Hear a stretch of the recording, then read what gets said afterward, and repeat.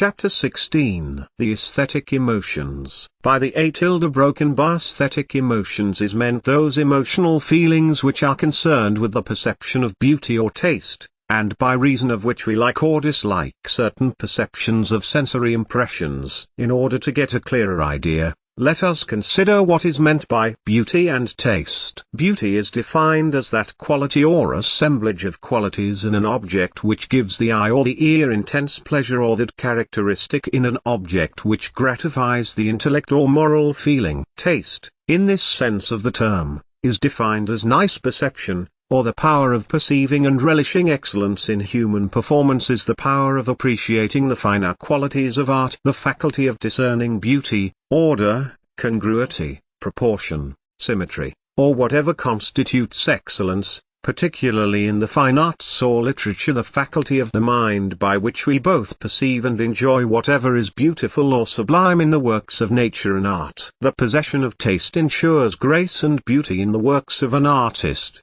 and the avoidance of all that is low or mean. It is as often the result of an innate sense of beauty or propriety as of art education, and no genius can compensate for the want of it. Tastes differ so much among individuals, nations, or in different ages and conditions of civilization that it is utterly impossible to set up a standard of taste applicable to all men and to all stages in the evolution of society. The A broken bar aesthetic sense, feeling, and emotion are products of the later stages of the evolution of the mind of man. Their roots, however, may be seen in the crude attempts at decoration and adornment in the savage, and still further back in the tendency of certain birds to adorn their nests or bowers. Moreover, some sense of beauty must exist in the lower animals, which are influenced thereby in the selection of their mates, the bright plumage of the birds, and the coloring of the insects and higher animals, evidencing the existence of at least a primitive A broken bar aesthetic sense. Herbert Spencer says that one characteristic of the A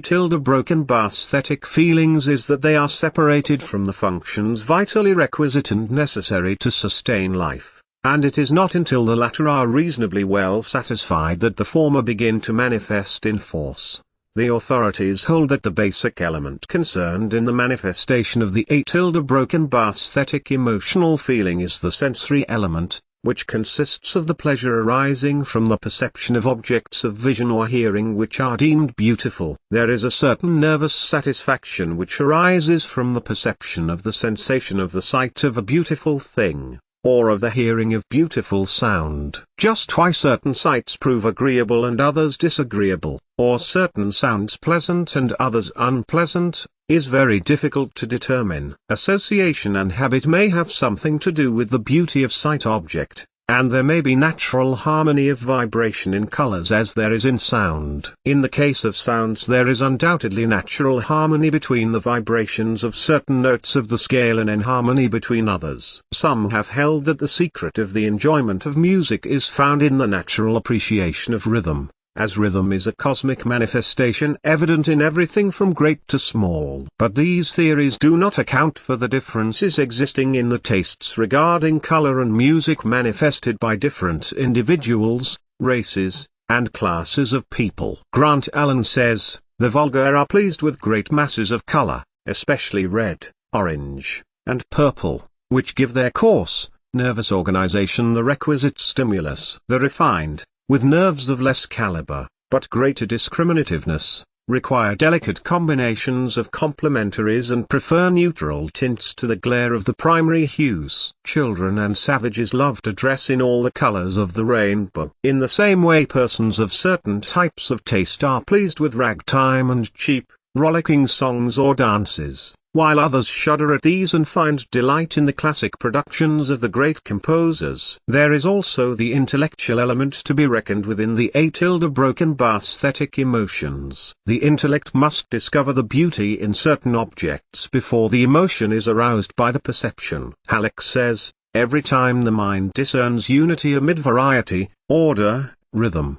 proportion, or symmetry, an A broken bar aesthetic emotion arises. The traveler with a trained intellect will see far more beauty than an ignorant one. In looking at a cathedral, a large part of the A broken bar aesthetic enjoyment comes from tracing out the symmetry, from comparing part with part. Not until this process is complete will the full beauty of the structure as a whole be perceived. If the traveler knows something of mediated broken bar wall architecture before starting on his European trip, he will see far more beauty. The opposite of the broken bar aesthetic, which we call the ugly, is the unsymmetrical, the disorderly, that in which we can discover no rhythm, plan, or beauty. The element of associative suggestion also enters into the manifestation of broken bar aesthetic emotional feeling. The mind accepts the suggestion of the beauty of certain styles of art, or the excellence of certain classes of music. There are fashions in art and music, as in clothes, and what is thought beautiful today may be deemed hideous tomorrow. This is not entirely due to the evolution of taste, for in many cases the old fashions are revived and again deemed beautiful. There is, moreover, the effect of the association of the object of emotion with certain events or persons. This association renders the thing popular, and therefore agreeable and beautiful for the time being. The suggestion in a story will often cause the beauty of a certain scene, or the harmony of a certain piece of music, to dawn upon thousands of persons. Some noted person sets the seal of approval upon a certain picture or musical composition, and lo, the multitude calls it beautiful. It must not be supposed, however, that the crowd always counterfeits this sense of beauty and excellence which has been suggested to it. On the contrary, genuine broken bar aesthetic feeling often results from the discovery so made. There is style and fashion in the use of words, resulting from fashion, which gives rise to broken bar aesthetic feelings regarding them. These feelings do not arise from the consideration of the nature of the object expressed by the word of two words designating the same thing. One causes disgust and the other at least passive tolerance. For instance, in speaking of the sensible moisture which is emitted from the pores of the skin, we may use either of the respective terms sweat or perspiration. Both mean the same thing, and have an equally respectable origin. But to many persons the word sweat causes unpleasant broken bar aesthetic emotion, while the word perspiration is accepted without remonstrance. Some persons abhor the term victuals, while viands or food are accepted without protest. There is often an unpleasant, low, vulgar association connected with some words which accounts for the disfavor with which they are received, and which association is absent from the more polite terms employed to indicate the same thing. But in other cases there is nothing but the simple suggestion of fashion and style to account for the broken bar aesthetic acceptance or rejection. It is possible that some psychologist of the future will establish the truth of the theory now tentatively advanced by a few investigators, namely, that taste and the sense of beauty depend almost entirely upon the element of suggestion, manifested as association, influence of authority, habit, fashion, imitation, etc. It is known that the emotional nature is peculiarly liable to suggestion, and that tastes may be created or destroyed by repeated suggestion under the most favorable circumstances. It is thought likely that if we could trace back to its roots every emotion of taste, we would find it arising from some associative, suggestive influence connected with another and more elemental class of emotions. Regarding the fact that there is no universal standard of taste or beauty, Halleck says, it has been said that broken bar aesthetics cannot be treated in a scientific way because there is no standard of taste. De gustibus non est disputandum,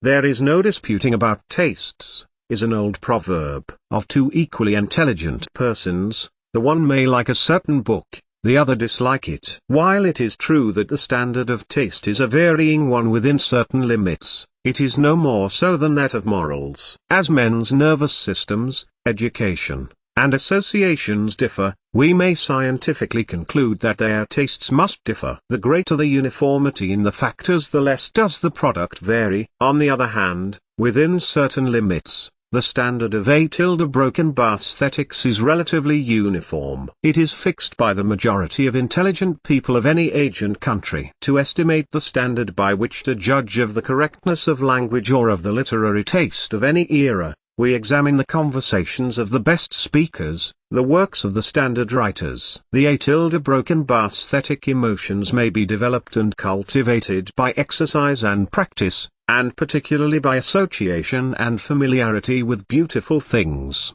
and with those who have good taste. Appreciation of beauty is more or less contagious, up to a certain point of development, at least, and if one wishes to recognize, understand, and appreciate beauty, he should go where beauty is, and where its votaries are gathered. The study of standard works of art, or objects of nature, or the best productions of the composers of music, will do much to develop and unfold one's higher aesthetic feelings and understanding. It is claimed by some of the best authorities that to develop the finer and higher aesthetic feelings and understanding we must learn to find beauty and excellence in things removed from ourselves or our selfish interests. The narrow, selfish emotions kill the aesthetic feelings. The two cannot exist together. The person whose thoughts are centered on himself or herself very rarely finds beauty or excellence in works of art or music. Grant Allen well sums up the subject in the following words: